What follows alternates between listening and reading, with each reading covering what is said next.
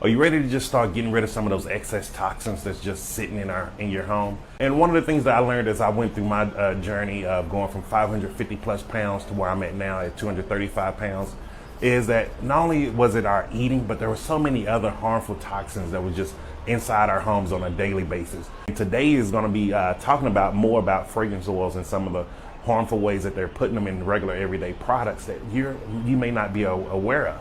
Meaning it has different smells, whether it's lemon, lavender, they use shea butter, aloe vera. So it doesn't really matter what people's opinion are. I'm like, no, that's dangerous.